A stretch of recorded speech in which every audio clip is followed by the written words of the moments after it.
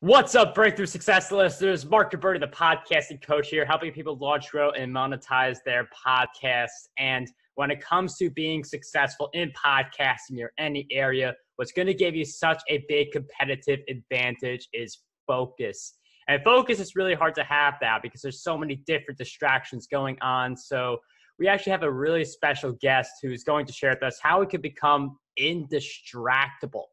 Our guest today, he's the best-selling author of Hooked, How to Build Habit-Forming Products. And this book takes a deep dive into the secret psychology behind products like Facebook, YouTube, and Twitter. And in his latest book, Indistractable, he provides the antidote to the current distraction crisis. He shares the findings from his 5 years of research into how to master what he calls the skill of the century, which is the power to be indistractable.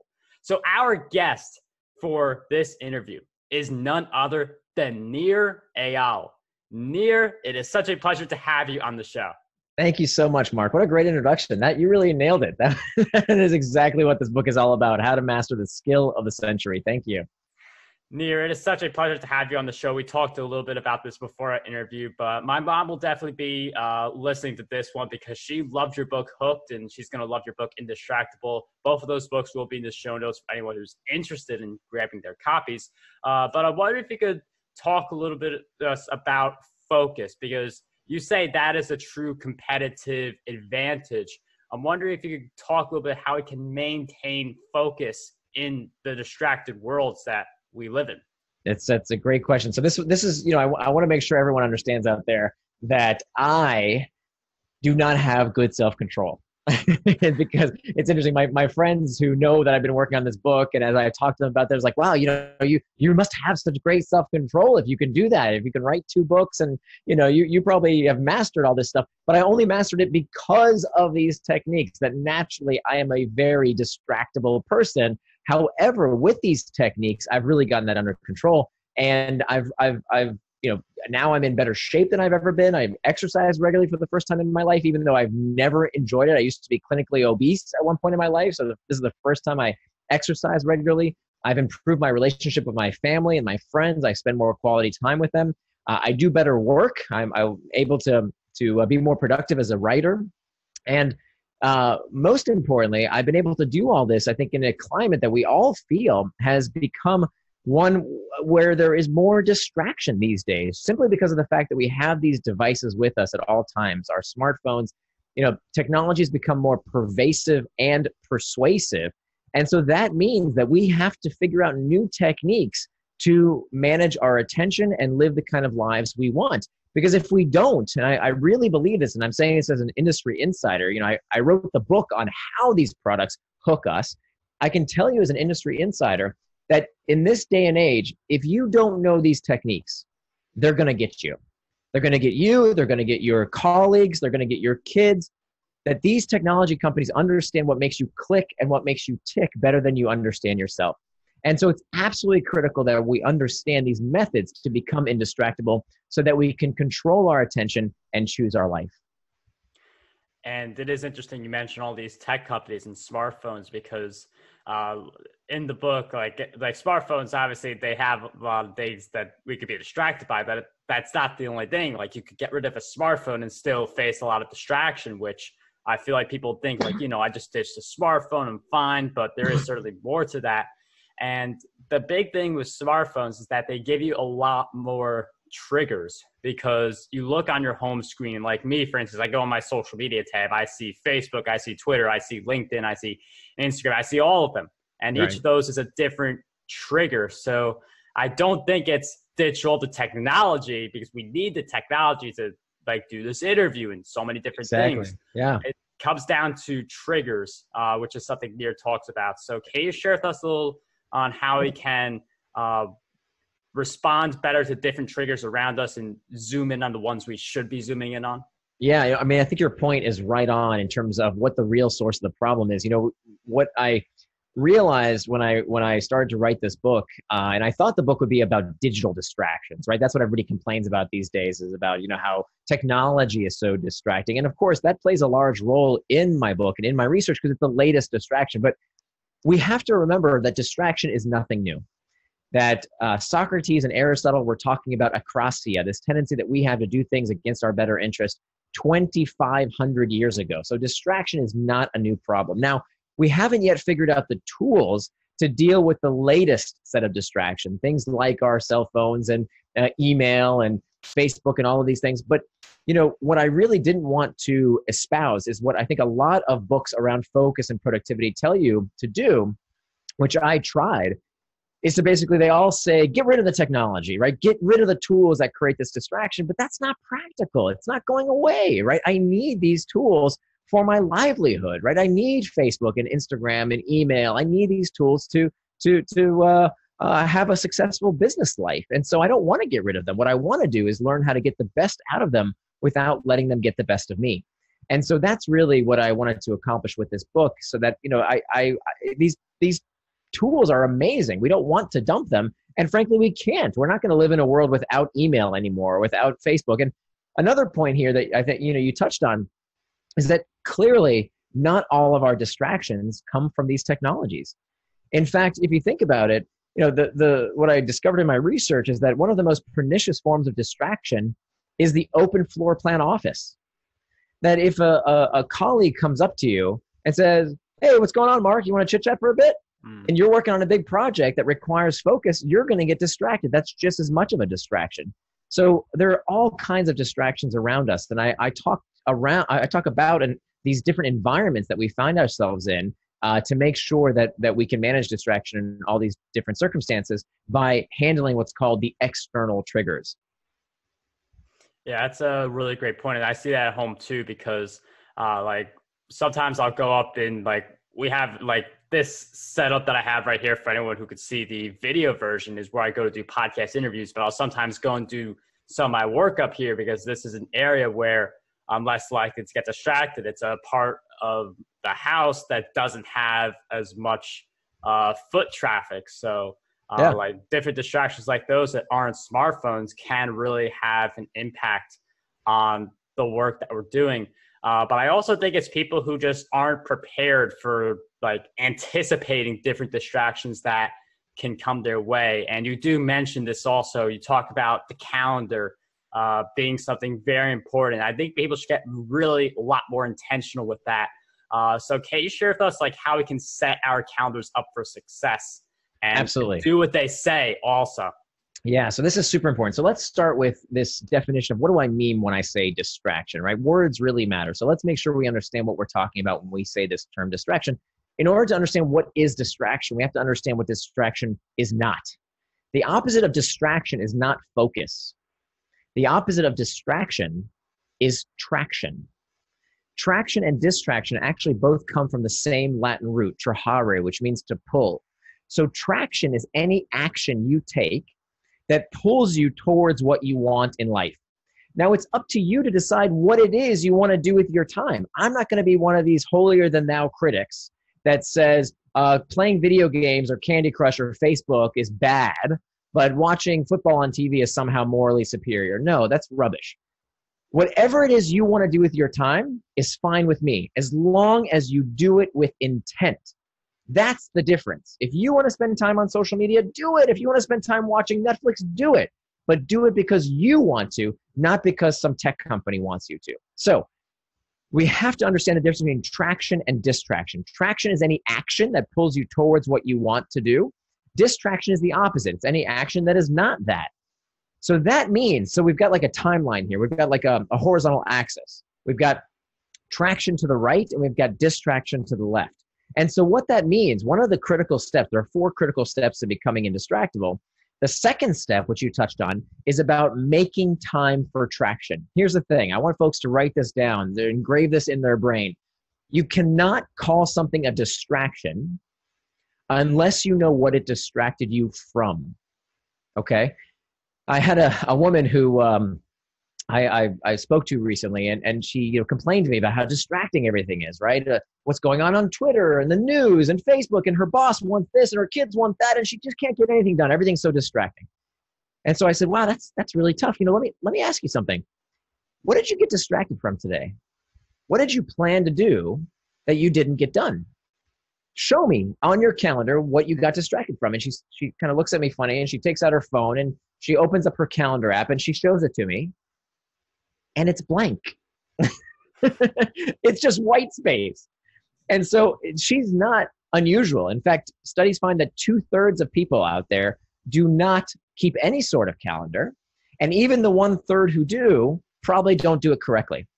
So here's the thing to remember. Again, if you don't plan your day, someone else will. And I mean down to the minute. Now, some of you are going to think I'm neurotic and crazy. What do you mean down to the minute? Oh, that's too much. I need time to be creative, time to be free, time to do whatever I want. Of course, put that time in your schedule as well. If you want time to stare into space, put it in your calendar.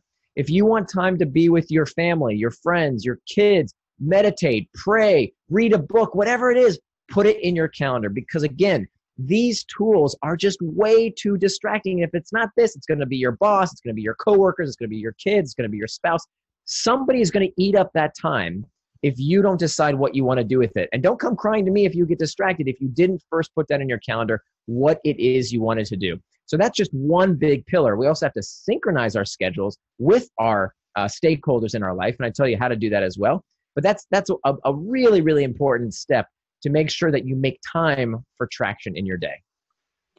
Really great point by Nir. You can't call something a distraction unless you know what it's distracting you from. We'll actually write that down in the show notes too, in case you're doing something else right now while listening to this episode. You can't write it down right now because I feel like that's such a great insight to write down. So, and sorry, Mark, one thing I wanted to add too, I actually got asked this question so much that I actually built a tool to help people make their own time box calendar. And I'll give you the link in the show notes. It's totally free.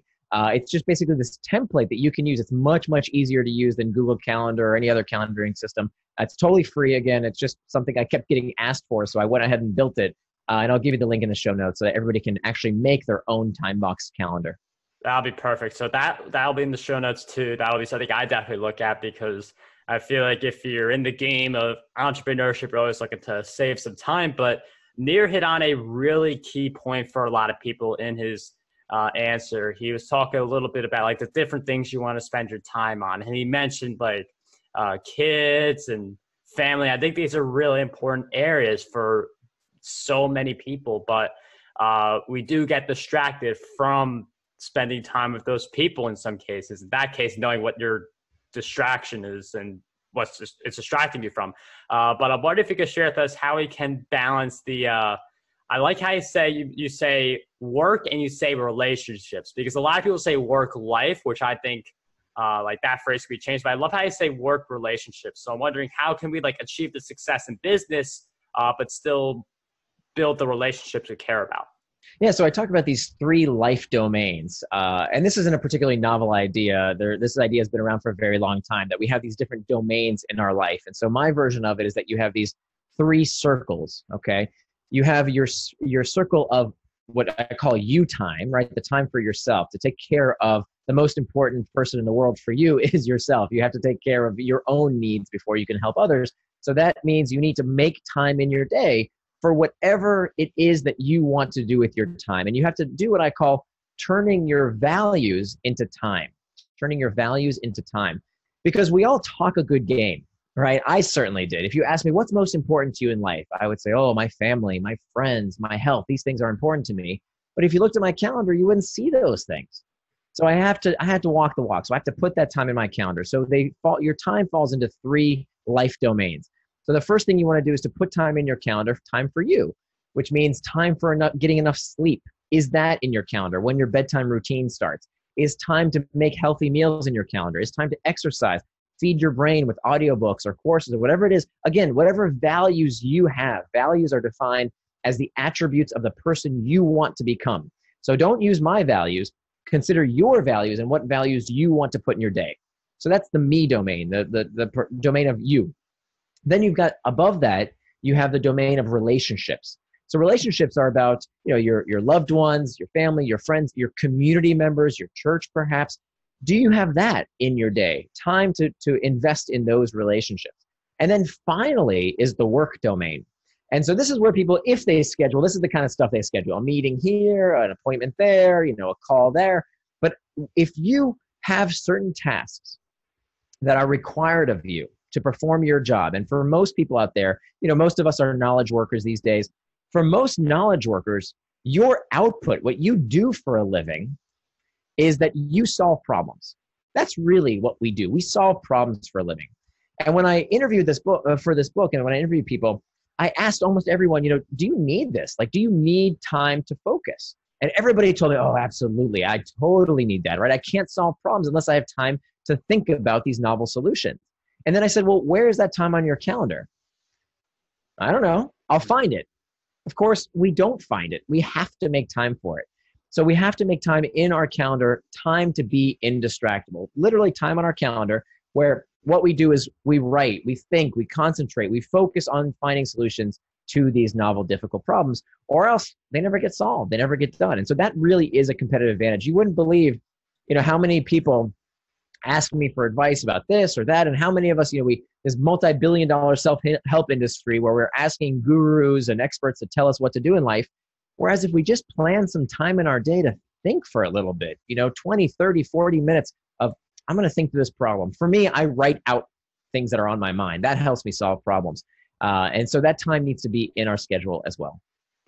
And I really love that idea of thinking time, because one of the things for me, and I feel like this could be a lot of people, is you're on a task, like writing a book. I feel like you're especially guilty of this when you're writing a book. So like I'm writing a book about, being a successful public speaker. And when I'm hitting on one of the topics is like organizing your own event, which I help people do. And when I'm writing about organizing your own event, I'm like writing about like different tactics in it. And then I'm like, let me check to see how my event is doing, because I'm doing one in San Diego. And it's like, I go into Eventbrite, I check, I try to share it with a few more people, but then all of a sudden I'm away from my book. So I definitely get the idea that, you're thinking, but you have this important thing you have to do, but you have to give it the thinking time. So I love how you have that buffer where you have a little more control. Sorry to interrupt, but this is such a great point. This happens to folks all the time where you say you're going to do one thing, right? You're going to work on that big project. You're going to write that paper, the book, or whatever, the report you're working on, stuff that requires focus and concentration. And then you say to yourself, oh, you know what? I should probably just do that one thing real quick. Let me just check email real quick or see what's going on in that Slack channel, because that feels worky, right? That's kind of a productive, worky thing. But the thing is, distraction tricks you. Distraction makes you think that what you're doing is actually important at that moment when it's not, when it can wait a few extra minutes. So if what you want to do with your time, if you set aside 45 minutes to do, to write, to be creative, to think, to whatever, to email, whatever it is that you want to do with your time, and you do anything else, that's distraction. Even if it feels productive, it is still a distraction because it's not what you plan to do with your time. Yeah, I mean, that's a really great point. Like in the moment, like you feel like you're doing something, but you did take your eye off the main prize. In my case, it was the book, and I'm sure a lot of people can relate to that. So definitely really great insight there. And I do want to ask you this question because you wrote the book about habits, and a lot of this book is based on forming the right habits, having the right triggers in play and things like that. So I'm wondering if you could share with us some of your habits that you would say have been essential for your success. So I'll be honest with you. I think most habits, or what people think about habits, are probably overplayed because we have to remember the definition of a habit. A habit is defined as a behavior done with little or no conscious thought. So what a lot of people think is a habit is actually not a habit. For example, writing is not a habit. Even if you write every day. Why? Because writing is not something you do with little or no conscious thought, unless it's, you're writing gobbledygook. If you are doing it with effort, and it certainly is effortful for me. I mean, writing is very difficult. I have to think hard. I get bored. I get tired. I want to get distracted. So writing is not really a habit. Journaling is not really a habit. Even, exercise. Maybe walking could become a habit because you can kind of become mindless while you're walking. But if you're trying to beat your time, if you're trying to lift more weight, if you have to exert effort to be better at whatever it is you're doing, that's not a habit. And the problem is that people think, when people say, ooh, I'm going to form a habit with something, what they really mean is, I want this to be effortless. I don't have to do the hard work. And they get into this trap where they think, oh, I'm going to make a habit out of whatever, of eating right, of exercise. And they say, oh, I heard somewhere online that it takes 28 days to form a habit. That's bullshit, by the way. That's not true. And then day 29 comes along, and exercising in the gym still hurts. And it's still hard because making progress hurts and it's difficult. And they say, well, why isn't it effortless? Why isn't it easy? Didn't I make a habit out of it? And they quit. So it's super important that we understand the difference between a habit and a routine. A habit is a behavior done with little or no conscious thought. A routine is simply a series of behaviors frequently repeated. And so this isn't just semantics. This is super important because if we expect a routine to become a habit and it doesn't, it can backfire. So the idea is that every habit first has to become a routine, but not every routine becomes a habit. And so we need to expect that sometimes our routines will never become habits because they're hard work. So don't convince yourself that just because it's not easy, it's not worth doing, or you did something wrong. A lot of behaviors will never become habits, and that's cool. But we need these other techniques. We only talked about one of them. We talked about making time for traction, but there's 3 other techniques that are super important to becoming indistractable. Yeah, it's a really great point. I mean, I've always viewed it as habits, just like because I didn't have this definition of habits in play, because you see like writing habit articles or you see like different things like that. I definitely get the difference though in how, I mean, habits are more effortless while routine definitely makes more sense because running, I've been running for years. Running is still hard when you do a workout, but it is a routine. So I'm wondering if we could just flip the wording a little bit, and can you share with us some of the routines that you feel like have really helped you become successful? Sure. So great. Yeah, I appreciate it. So when it comes to routines, then yeah, there are several. I think writing is a routine that has definitely helped me. I mean, when I made time to think in my day, and it's usually the first thing I do professionally, so every morning I wake up and now I work out. I didn't used to work out, but first thing I do, actually, let me back up. I make breakfast for my family. Studies have found that one of the best things you can do for your kids is to have regular meals with them. So very rarely will I skip breakfast with my wife and my daughter. That's a tradition we have almost every single day. So I'm the cook in the house for breakfast at least, so I make breakfast for my family. Then I go exercise. It's another routine that's become part of my life. I used to hate exercise, absolutely miserable, but now it's something I really have learned to enjoy and has become a routine. Still not a habit, but is now become a routine. And then the next thing I'll do is I sit down, after I shower, I come back from the gym, I'll sit down at my desk and I'll write. And that writing and routine, I think, is really undervalued by folks. They think, again, back to this, I don't want to beat a dead horse, but this idea of, people having the time to just think through their own problems is an underutilized skill. We're so habituated to just Googling for the answer or buying a book about the answer or asking a guru to help us with something. When, many of our problems, if we just make time to think about them in peace and quiet for a few minutes, we can solve many of our own challenges. And I definitely like those routines. I've heard a lot about the exercise, but I really do like the fact, Nir is a guy who, just based on that answer, he's a guy who does what he preaches. Like, he's spending time with his family. He's making that time at the beginning of the day for the breakfast. And then he's able to exercise, take care of himself, but then able to do the work that he needs to do, the relationships, all these different things. So if you want to learn how to do that for yourself, this episode definitely gave you a really solid foundation. Indistractable will really put the whole picture together. That's his book. You get his book Hooked also, because I do recommend that. My mom recommends it stronger than me. I liked it, but I hear about the book like every single week. It's like, so she's definitely happy that we're doing this. But I'm wondering, in addition to your 2 books, where else can we follow your work and your journey? Absolutely. So my blog is at nirandfar.com. Nir spelled a little funny. It's spelled like my first name, N-I-R. So nirandfar.com.